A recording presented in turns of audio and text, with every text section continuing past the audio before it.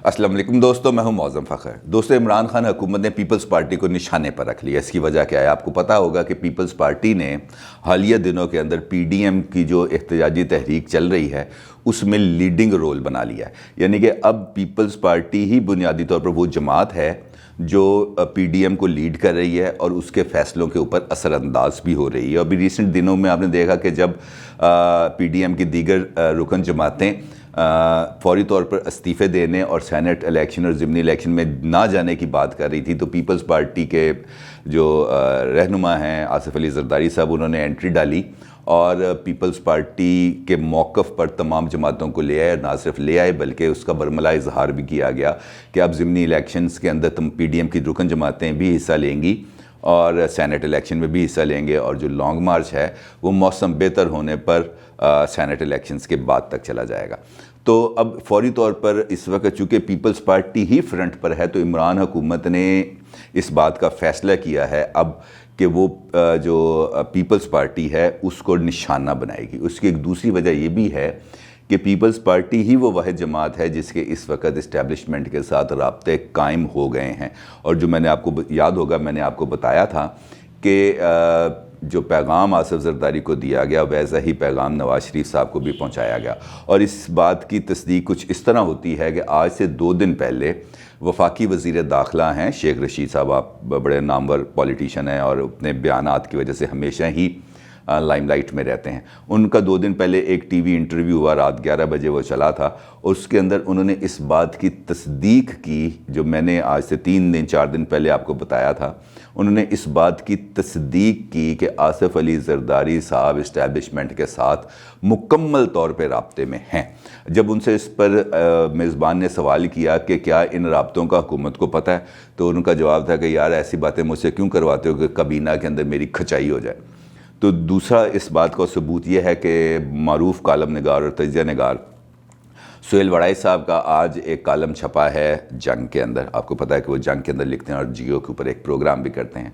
उसके अंदर भी उन्होंने बड़ी तफसील के साथ मौजूदा सूरत हाल का जायज़ा लिया, और उसके अंदर उनका भी यही मानना था, यही कहना था कि पीपल्स पार्टी इस वक्त सेंट्रल पोजीशन पीडीएम के अंदर ले चुकी है।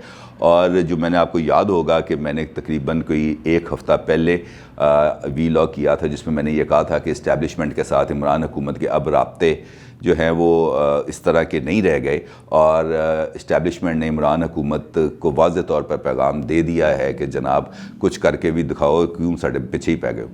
तो सुहेल वड़ाई साहब ने आज अपने कालम के अंदर इस बात का भी बड़ा बरमला तज़किरा किया, और उन्होंने उनका ये कहना था कि अगर पीडीएम की एहतजाजी तहरीक नाकाम हो जाती है तो उसके असरात क्या होंगे। उन्होंने इस पर भी बड़ी अच्छी और बड़ी मुदल्लल बहस की। उनका ये कहना था कि अगर ये तहरीक नाकाम होती है तो फिर इमरान हुकूमत दोहरी मुश्किल में आ जाएगी। एक तो उनको अंदरूनी तौर पर बहुत ज़्यादा दबाव का सामना करना पड़ेगा, और इसके साथ साथ इस्टेब्लिशमेंट का भी उनके ऊपर बहुत ज़्यादा दबाव आ जाएगा कि अब वो डिलीवर करें, क्योंकि अब इस्टेब्लिशमेंट के साथ वो जो 1 पेज कॉन्सेप्ट था वो शायद उतना ताकतवर नहीं रह गया, और उसके अंदर भी कुछ फ़र्क आया क्योंकि इस्टेब्लिशमेंट ये चाहती है कि पंजाब और केपी के अंदर गवर्नेंस को बेहतर बनाया जाए, जो उनके बार बार कहने पर भी जो प्राइम मिनिस्टर साहब हैं उन्होंने इसकी तरफ तवज्जो नहीं दे रहे, और इसके साथ साथ खुद उनकी भी परफॉर्मेंस अब क्वेश्चनेबल होती जा रही है। तो सुहेल वड़ाई साहब ने भी उन्हीं ही बातों की तरफ इशारा किया जिन बातों का इजहार हम आप तक पहुँचा चुके हैं। अब आ जाते हैं कि इमरान हुकूमत और पीपल्स पार्टी का टारगेट हुआ ये कुछ यूँ कि आपको पता है कि इमरान साहब को बहुत ज़्यादा चाहत रहती है हमेशा से ही कि वो तर्जुमानों के इजलास बुलाते रहते हैं अमूमन, और रिसेंट दिनों के अंदर भी उन्होंने तर्जुमानों का एक इजलास बुलाया। यानी कि कल तर्जुमानों का एक और इजलास था, बड़ा तवील इजलास, को 3-4 घंटे वो इजलास जारी रहा। और इस इजलास के अंदर की बात जो सामने आई है वो ये है कि उन्होंने अपने तर्जुमानों को कहा कि पैजो सिंध हुकूमत में, मतलब ये है कि अब उन्होंने कहा कि सिंध हुकूमत को टारगेट करें, हर फोरम पर टारगेट करें, चाहे वो अखबारात हैं, इलेक्ट्रॉनिक मीडिया है या सोशल मीडिया में, हर एक जगह पर पीपल्स पार्टी की सिंध हुकूमत को टारगेट किया जाए। उसमें जो बदउनवानियाँ हैं उसको उजागर किया जाए, जो बैड गवर्नेंस है, जो उनके रोज़मर्रा के मामलात हैं उसको उजागर किया जाए, और जो अंदरून सिंध की जो सूरत हाल है, जिस तरह आपको याद होगा वो کتے کے کاٹنے کی ویکسین نہیں تھی، سانپ کے کاٹنے کی ویکسین نہیں تھی، اس قسم کی چیزیں ہسپتالوں کے اندر، ڈسپینسریوں کے اندر بھینسیں بندھی ہوئی ہیں، اس قسم کی چیزوں کو ان کا یہ کہنا تھا کہ اجاگر کریں نیشنل میڈیا پر، تاکہ ایک اینٹی پیپلز پارٹی اور اینٹی سندھ گورنمنٹ سینٹیمنٹ کو بڑھایا جا سکے۔ اور یہ بڑا پرانا ٹیکٹس ہے، اس ٹیکٹس کے اندر عموماً یہی ہوتا ہے کہ جب ایک فریق غالب ہونے لگتا ہے تو دوسرا فریق اس کی کمزوریوں کو سامنے لا کر نشانہ بنانا شروع کرتا ہے۔ اگر دیکھا جائے تو اس کا ایک فائدہ بھی ہوتا ہے اگر کوئی چاہے تو۔ عمران خان بھی چاہتے تو اپنے اس جو پی ڈی ایم کے اوپر جو ان کا دباؤ بڑھ رہا تھا اس کو اپنے لیے ایک موقع سمجھتے اور اپنی کارکردگی کو بہتر بنانے کی طرف توجہ کرتے۔ اور اگر اب توپوں کا رخ سندھ حکومت کی طرف ہو گیا ہے تو سندھ حکومت کے لیے بھی ایک موقع ہے کہ وہ اپنی کارکردگی کا جواز بہتر کارکردگی سے دے، اچھی کارکردگی سے دے، اچھی گورننس سے دے، لوگوں کو سہولیات فراہم کرے، آسانیاں پیدا کرے۔ لوگوں کا کیا مسئلہ ہے یار؟ لوگوں کا مسئلہ صرف جو ہے وہ دوائیاں ہیں، ہسپتال ہیں، تھانے کچہری کے معاملات ہیں اور آسان روزگار ہے تاکہ وہ جو ہے نا اپنے لیے دال روٹی روز کا کوئی بندوبست کر سکے۔ اور حکومت اگر اس کے اندر ان کو کچھ سہولیت فراہم کرتی ہے تو اس کے لیے اس حکومت سے زیادہ بہتر کوئی اور حکومت نہیں ہے۔ دوسری جانب اب عمران حکومت کی اگر ہم بات کریں تو ان کا تمام تر فوکس صرف ایک نقطے پر ہے کہ اپوزیشن کو دبایا جائے۔ ان کو اس بات سے غرض نہیں کہ حکومت کے بارے میں کیا عالمی رائے قائم ہو رہی ہے، کس طریقے سے معاملہ چل رہا ہے۔ مثال دے رہا ہوں آپ کو کہ کل امریکی جو کانگریس ہے اس کے اندر ایک بل پیش کیا گیا۔ وہ بل یہ پیش کیا گیا کہ پاکستان کا نان نیٹو الائی کا جو سٹیٹس ہے وہ ختم کر دیا جائے، اور ایک ریپبلکن رکن نے یہ بل پیش کیا۔